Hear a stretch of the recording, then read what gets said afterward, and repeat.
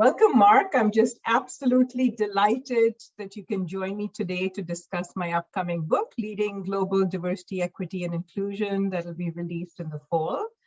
I'm just honored to be in conversation with you. For those that are listening in, Mark has extensive global DEI experience prior to his current role as head of global diversity, inclusion, and well-being at M&G. Did I get that title right, Mark? You did, yes. He was head of global diversity and inclusion at Barclays, a UK consumer and investment bank. And he's held some really impressive positions as director of diversity and inclusion at Booz Allen Hamilton in my neck of the woods, Washington, DC, as well as chief diversity officer at Whirlpool, which many of you know is a Fortune 500 company based in Benton Harbor, Michigan. Now, Mark, given that June is Gay Pride Month in the US and is celebrated in many parts of the world as well, not necessarily in June, but different times a year, let's focus our conversation on sexual orientation, gender identity, and gender expression. Mark, I quote you extensively in my book, so I thought that it would be a great opportunity, a great way to discuss the principles that I lay out in my book through some examples that you share. So let's start with the first question. You've had some amazing global roles. Can you share a little bit about your professional and personal journey and what your journey was to diversity, equity, and inclusion? Yeah, so Rohini, actually, I started my career in sales and marketing, and I spent 20 years in both domestic and international roles. Mm-hmm. I was at Whirlpool Corporation at a time where diversity and inclusion was talked about as solely the war on talent. Mm-hmm. And it was great work we were doing in the brand portfolio group around market segmentation and understanding, right, the Whirlpool brand, the KitchenAid brand, then the Amana brand. Mm-hmm. And I was in a meeting with Jeff Fettig, who was then the COO, and I said to Jeff, I don't question the business case around the war on talent, but why aren't we coupling that up with the business case for diversity and inclusion? And Jeff said, I don't know, help me do that. Why don't we do that? And that really started me on this journey of understanding that as the head of D&I, if you position it well, you should really be positioned between HR and the business. Mm-hmm. Absolutely. Helping to be that bridge. And shortly thereafter, you have to watch the questions you ask, because then I became the director of diversity and ultimately the chief diversity officer at Whirlpool. And I haven't looked back because I've enjoyed this work and really understanding the answer to the question of, does it make business sense or are we doing the right thing? Mm-hmm. And we're doing both, but you have to be purposeful in achieving both and linking both up if you want to be able to answer sort of that question that we're always asked. Mm-hmm. Awesome, thank you. So going to, and I think, you've obviously done it right in terms of the positioning of diversity, equity, and inclusion within the business strategy and the brand, which I think is always what makes it successful and sustainable, right? And I think you're right, it's about doing both. It's not an either or, it's about benefiting the business, doing the right thing for social justice. So I think if you do it right, you can achieve both, which is awesome. And we'll explore that a little bit more. So I guess one of the questions that I'd like to ask you is the first principle in my book is what I call make it local. And make it local is about understanding the local context, but pushing for change using local change agents, right? And the examples that you share that I actually quote in the book are just fantastic. I was so impressed with how you did that, where in countries that were not gay friendly, like Singapore and Uganda, you were able to really push for change, but in a very thoughtful, intentional way. Kenji Yoshino of NYU Law School actually describes this as the advocate model, where he talks about sort of seeking to influence society and laws. And that takes a lot of courage and intentionality and a lot of skill to do it right. So can you share those examples in terms of what you did and how you did it, particularly in countries that are not gay friendly? Because I think, people listening in can really learn from those examples. Sometimes you think, well, make it local means kind of accepting whatever exists, but I think you were able to walk that fine line. So yeah, Rohini, and it's an interesting balance, right, of having a global strategy and then understanding that the applicability, what's the right word, not the impact, right, but the level of applicability is going to be very different in each country because culturally, as you're saying, we're in different places. Mm-hmm. A good example with Singapore was when I was at Barclays, we were very much a part of Pink Dot, right, which is Singapore Pride, for those who aren't familiar with Pink Dot. The government decided to change the law about utilization of Poets Corner, where Pink Dot held Singapore Pride every year, and basically rewrote it because the property is government owned, mm-hmm, that multinationals would have to put in for a permit, and they could not sponsor events that weren't government sanctioned events in Poets Corner, which in essence sort of tied Pink Dot's hands, because Pink Dot was predominantly at that time sponsored by multinational organizations, mm-hmm, in support of Pride. And you have to follow the rule of the land, right? So we said, that's fine. We still support Pink Dot and everything that Pink Dot does. We won't be able to sponsor Pink Dot as an event, but we will continue to celebrate Pride Month with our colleagues in our own locations and continue to recognize that support of our colleagues and our clients, our customers. As that conversation happened, and it happened publicly, mm-hmm, right?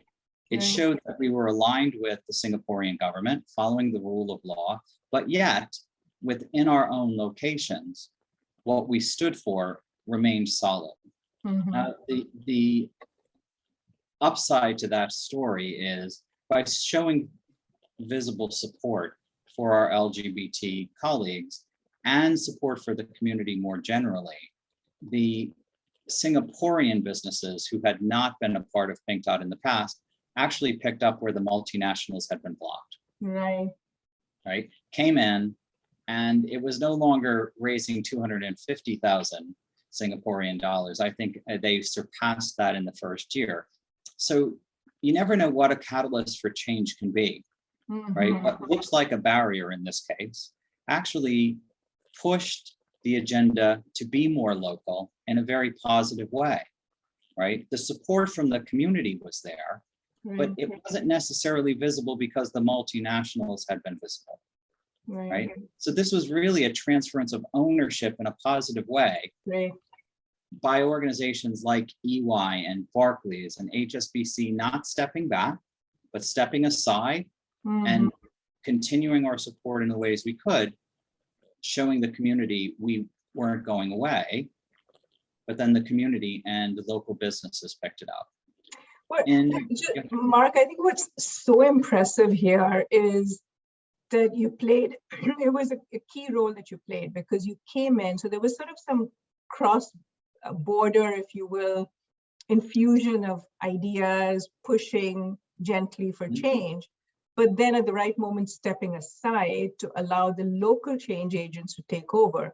But without that infusion of cross-border kind of experience, knowledge, ideas, it may not have happened. But I think it's just very well balanced. Go ahead. I was going to say, and that's really the baseline for a positive strategy, right? It's not who starts the work. It's really understanding where is that transference of ownership, where it becomes sustainable, whether we're talking about a business unit, or within country, right? I think that shows the model, knowing when to step aside, not step away. There's a big difference between the two. The support, right? The support was still there. And that's what you were talking about with the advocate model. Remaining an advocate where you can, remaining visible, continues to help the work move forward, but sometimes you have to let it go, right? To let it expand, quite honestly. Yeah.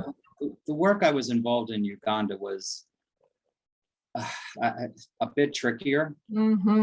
I will say it was much more emotionally charged. There was at the time legislation that had written into it a death penalty for LGBT, and it was very specific to being caught in the act of having homosexual sex. Right. But the point was, it was a death sentence. And myself and an old friend of yours and mine, Anna Duarte McCarthy, were called out on a internet signature to say, you know, sign this petition. Mark McLane, Anna Duarte McCarthy, what are you going to do about this? And I look, at Barclays, we said we've got to support our colleagues in Uganda. We also realized, as with any country, right, doing the work in country, being supported from the home office is the right approach. No country wants anyone to say, look, this is how we do it in New York or London, and this is the way you should do it. But the support and the infrastructure has to be there. We monitored the situation in Uganda. We had people on the ground in London supporting our government relations and our communications folks in Uganda. We asked our employee resource group to not make their opinions known, but to continue to fill in the blanks for me and the team around information they've heard, or if they'd seen something on social media that I might not be aware of. So they were an active part of gathering information. And with Barclays, we just let it be known at that time that we didn't support the position of the government or the law.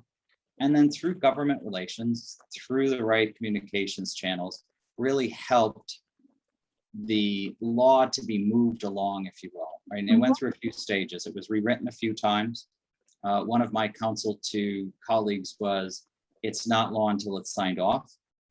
Right? And fortunately, the law was never signed off in the way it was written originally around a death sentence as it related to homosexuality. Right. It was still an unpalatable law. There was still prison time, but we had moved it along. And I really think there is a case for using your brand, using your business and your influence in country, right, to help move it along. Now, those are two pretty big examples, and individuals listening might say, well, yeah, we're not in either of those countries. There's a lot of countries today, though, where legally we could even collect data on LGBT, but Right. because it's not socially accepted, we tend not to. Right. I don't take that position, right? Yeah, I think both of them are just incredibly impressive examples, Mark, and I think takes so much skill. And I know that colleagues of mine, kind of shy away from these situations, but it takes a lot of dexterity because you're doing two things. One is you're saying, I accept the situation. But I also notice as a change agent, my role is to really push towards social justice. And that's what my role is, and that's what I'm going to do. It takes influencing leaders, but it also takes this sort of very nuanced approach where you're not coming in as a Western imperialist saying, I know the right solutions for you, right? Which is what you did in Singapore, just very, very sort of, carefully kind of orchestrated the situation. But I guess a follow-on question to that, Mark, is how did you influence your leaders to take that position? I guess part of it was that the employees, and I'm talking about Uganda in particular, the employees were, they're the ones who were demanding it. So what did you use to kind of influence leaders? Because this could have been a situation where they could have lost business, right? So I guess, how did you manage that? At the time, I had a CEO who truly understood the diversity inclusion strategy. Great. I think this is part of look, as an organization, you have to be honest and say, are we going to take a strategic approach or are we going to take a programming approach? Right. I won't work for an organization that's taking a programming approach. Not that I don't think it works, it does, it just has a diminishing point of returns very early on. So taking a strategic approach, having LGBT plus built into that, then you have the positioning to go back and say, but our position is. Right. Okay, and that isn't just in the good times, it's in the more difficult times. How, as a brand, are we going to show up? Are we going to waver, or are we going to stay true to our values, regardless of, right, what we're being faced with? And I think if you do it in that way, that gives senior leaders the confidence to say, we have this foundation. These are our values. And our first priority was to make certain our colleagues in country were safe. Right. Okay. Yeah. And you can't waver if you're a values-driven organization in what sounds to be the simplest thing you can do, which is also the most important and most impactful. That talks a lot about your brand. Okay. Mm-hmm. I also, at one time in another country where someone had warned me very politely, right, about talking about being LGBT, and I thought, well, there's a problem because I am. That's the first point. Okay. The CEO said to me, he said, Mark, people are going to have to decide whether they do business with us or not. Yeah, based on their values. He said, we're not going to have, everyone's not going to want to do business with us. Right. Okay. And actually, I've had two CEOs, now three, say that to me. And that says a lot of the character of the organization, the brand, and what they're saying about values, behaviors, diversity, inclusion aren't all separate things. Well, you raised two really important things before we move on to the next question. I think one is, this is not sort of a finite point in time. You have to work at this for the long haul.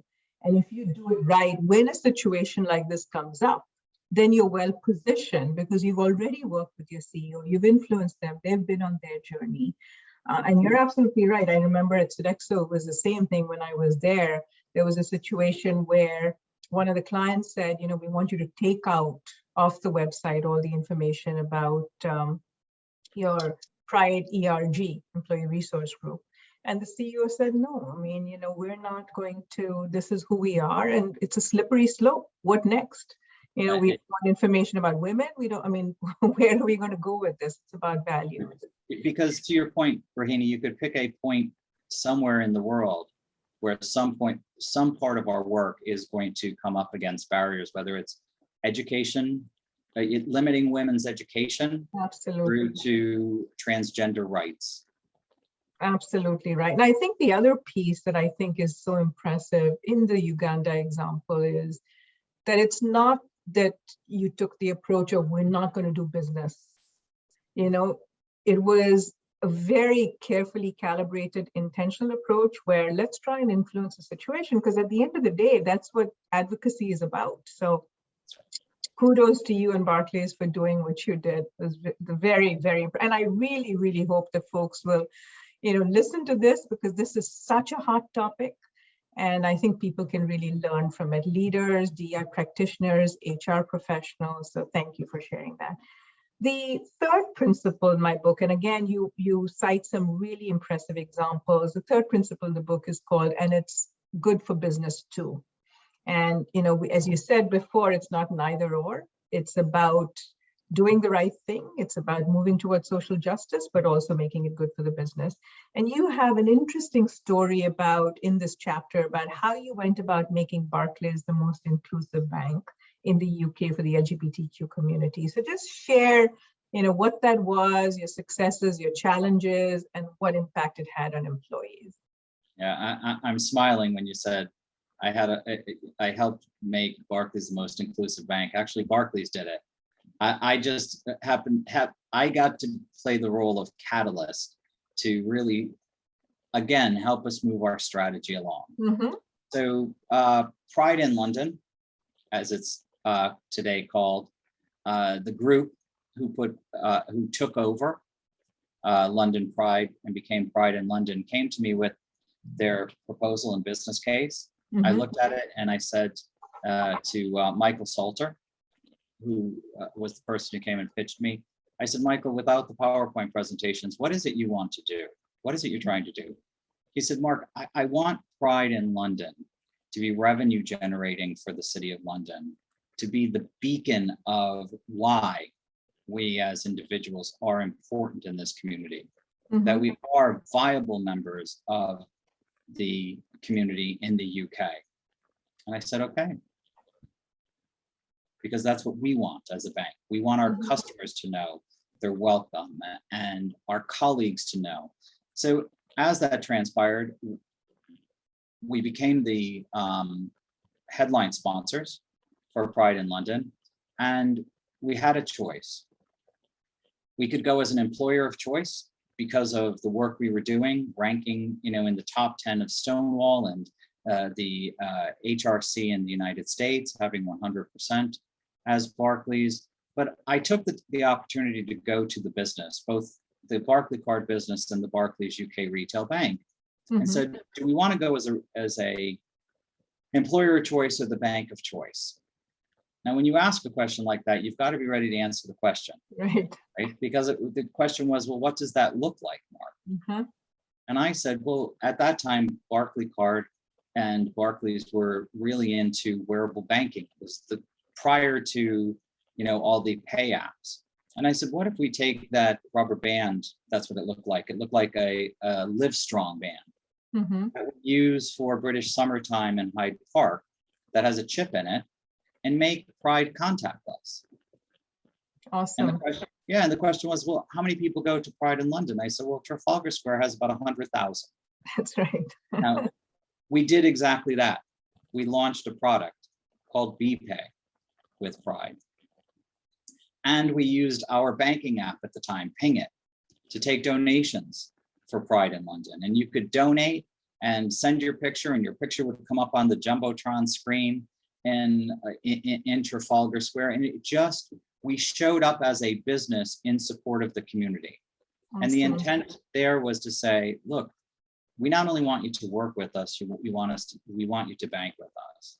And the thing I was most proud of in the many years that I was part of Barclays being the headline sponsor was a very good colleague, a good friend and colleague of mine who happened to be a transgender woman. Our colleagues showed up as Pride heroes. They were part of the advertising every year. And we used our ATMs throughout the whole of the UK.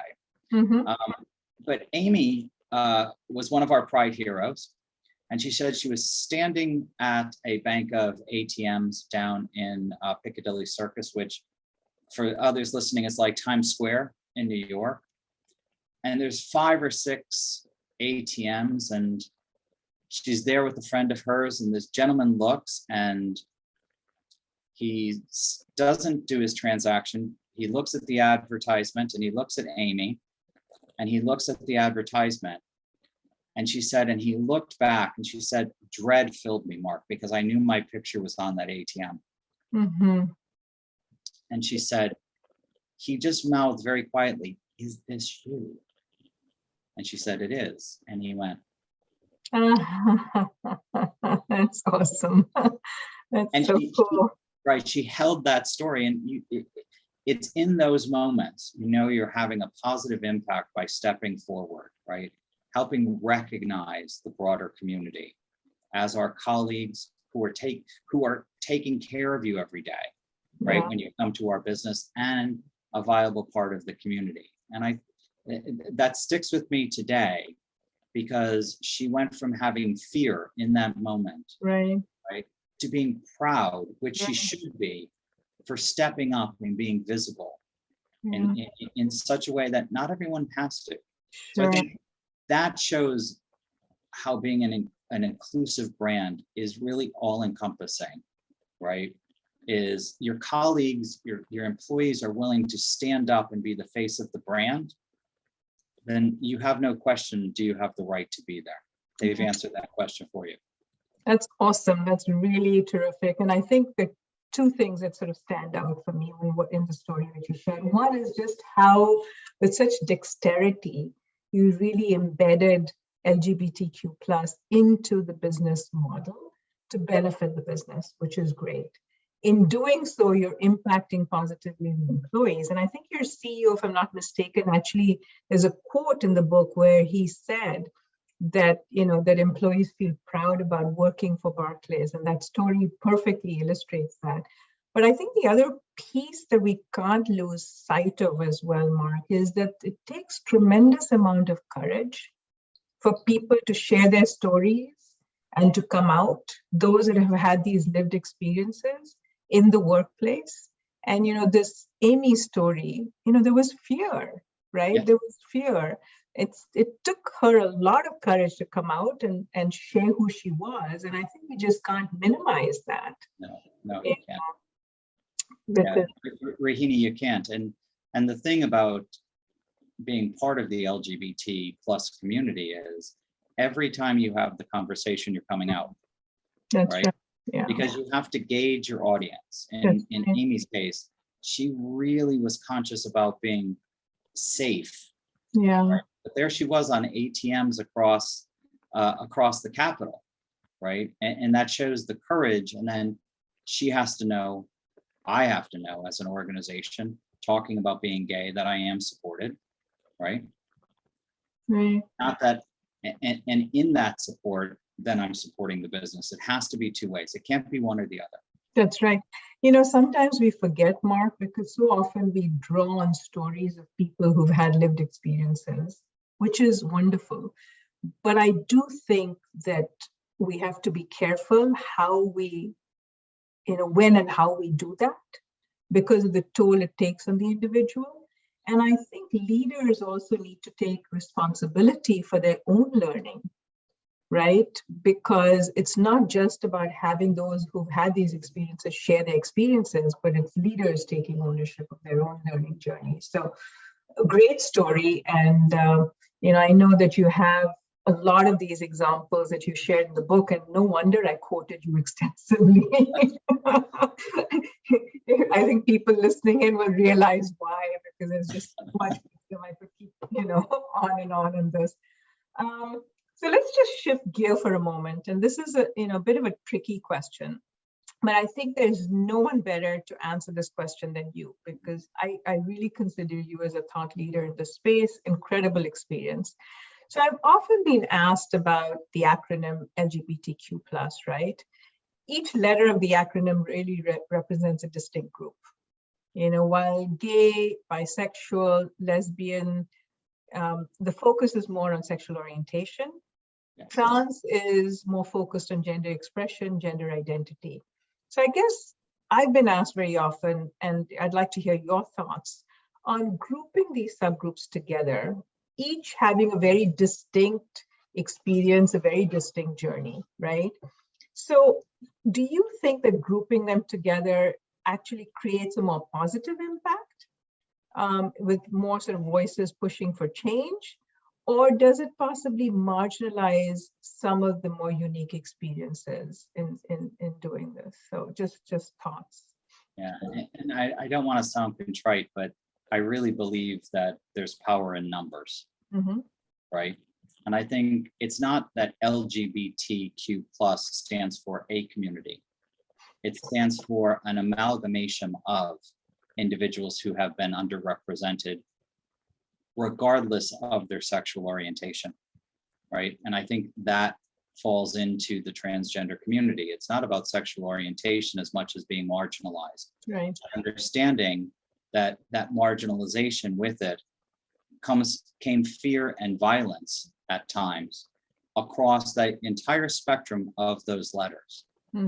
I also think it shows an understanding within the community that, look, being a gay man, a white gay man of 58, my experience is very different than my friends and colleagues who are Black gay men at this age. Right. And it's also very different than a 20-year-old white gay male today. Right. Okay? So if you wanted to even break down the gay community, look at the difference across generation today. So for me, it's about coming together as a community of support, understanding, just like with any diversity strategy, we were talking about different countries, okay? Even different populations within countries are at different starting points as it relates to human rights. But showing that support of our transgender colleagues, I think, is bringing us together as a community, shows the greater support. It takes work to do that, right? Because there is so much difference. And across the community, I think it's more about staying together, supporting each other is a different form of allyship. Right. I believe I have a responsibility to be an ally within the LGBT community, because I have had allyship, particularly from straight women. Okay? And I've said this many times, I wouldn't be where I am today if straight women did not step up and say enough to straight men. Okay, that moved gay white men into a different role.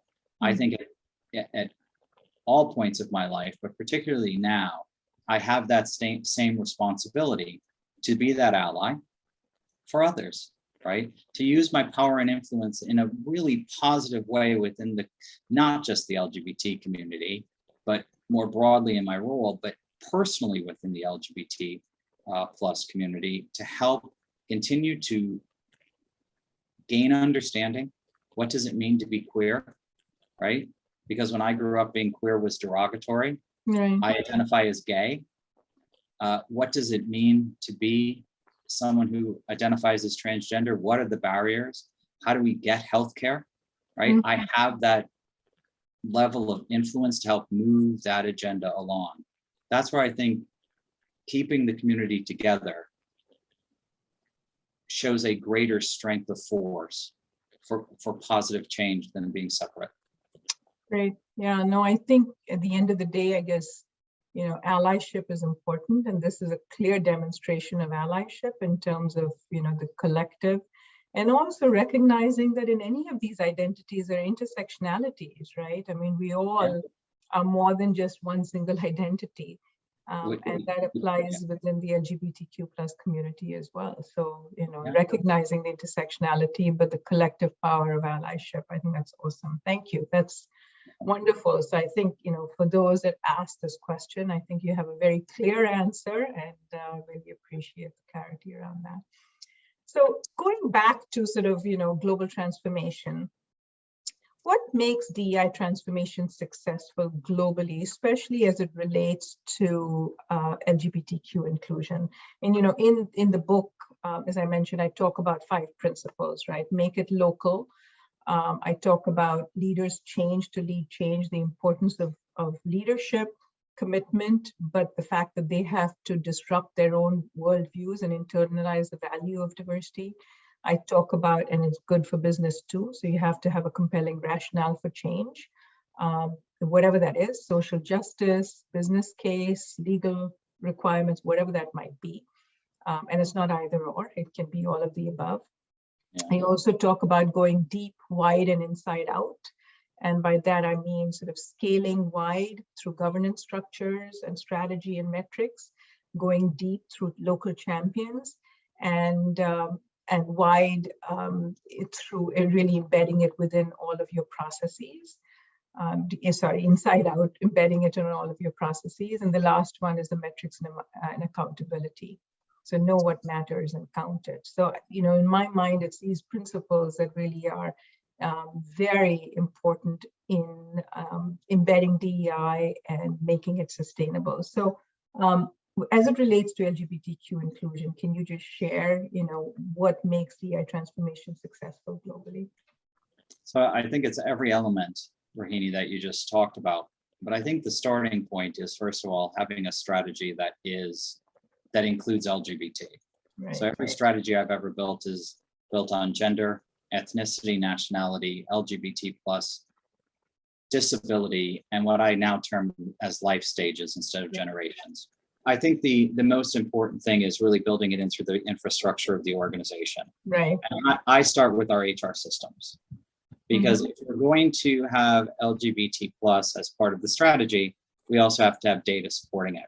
Right. So mapping out where you legally can allow for self-identification.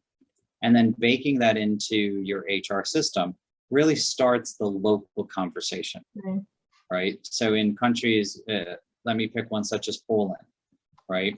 Where socially today, right, companies may not be at a place where they think self-identification is going to be accepted. The reality is it's legal. Right. And look, I think all the way back when I was working with Booz Allen Hamilton in Washington, DC, someone said, but Mark, you know, we know it's legal, but should we be? I said, look, as a gay man, whether I check the box or not isn't as important as having the box there. Right. So my first impression of, does this strategy really hold water, is when I come into the organization and I start filling out the forms, or now online, I can self-identify. Right. And I think that's where you start to build the strong foundation, Rahini, for change. And then you build up from there, right? What does that mean in each country, and how? That's the first nudge, okay, for a step forward. And that's no small nudge in some cultures, but it is the starting point. I think that's where you start to build on success. And it also helps, I think, the organization to feel supported that this is real. It's built into our infrastructure. Yeah. And I think, you know, it's a validation. It provides space for dialogue, for conversation. So all of the above. Awesome. That's great. So I think, you know, in terms of just some closing questions, right? What, you know, what accomplishment are you proudest of? You've done so many things. What are you proudest of? And any advice that you might have for those leading LGBTQ plus inclusion around the world? So what are you proudest of when it comes to LGBTQ plus inclusion? I know you've shared some great examples, and I'm sure that's, but anything else you'd like to share, and then any advice? Thing I'm proudest of was when I was working at Whirlpool. A couple of now good friends in the community came to me and they said, we want to have a gay pride, or a gay film festival. I said, in Benton Harbor, Michigan. Yes. So to what end? And really what they wanted to do was raise money to start a helpline, because between Chicago and Saugatuck in Southwest Michigan, there was no LGBT resource center or helpline. And I said, wow, that's amazing. Yeah. And we started this gay film festival, right, with a silent auction and a little bit of wine. I invited every executive from Whirlpool. That's great. Right? Every year I would send them a few tickets and ask if they wanted more, not ask if they wanted tickets. Right? And what I'm most proud of is that from that gay film festival, there now stands the Out Center in Benton Harbor, Michigan, which is an LGBT community resource center. That's fantastic. And just taking that idea from a film festival to an online resource, to it now being a community center run by amazing individuals and a board of directors. And this goes back to me saying earlier, you have to know when to step aside. Right? I was on the board for many years, and then I was offered to start work with the Boys and Girls Club in Benton Harbor. And I said, yeah, but I have to step aside. And people said, no. I said, yeah, no, it has to go to the next level. But knowing I was part of establishing the Out Center, yeah, that's what I'm most proud of. Fantastic. What a shift, what a change, and what a lasting impact legacy. That's fantastic. I know there are many stories there, but this one is particularly powerful. So thank you for sharing. Just any advice that you might have for individuals that are leading LGBTQ plus inclusion around the world? Yeah, I would say balance your passion right, with expectations, but don't give up. Okay? Fantastic. This is hard work. Yeah, right. Fantastic. but don't give up. Yeah. Yeah, I think you've shared just so many incredible stories today and in the book about how you actually practice that. You know, you came across all these stumbling blocks in different parts of the world, but how you kind of used individual strategies to navigate the local situations and came up with ways to kind of, you know, change and have a positive impact. So thank you very much, Mark. This was absolutely fantastic. As always, I continue to learn from you, which is why I quote you so extensively in the book. And for those listening, the book is going to be out in the fall of this year, 2021. It's called Leading Global Diversity, Equity, and Inclusion. And it's a book based on the 5 principles that I mentioned. And the next month, we're going to be, I will be interviewing Kristen Anderson from Barilla, who's going to talk about how she implemented the strategy of making it local. So thank you again, Mark, and have a wonderful rest of your week. Thank you, Amy. Thank you for having me. Thank you, and take care.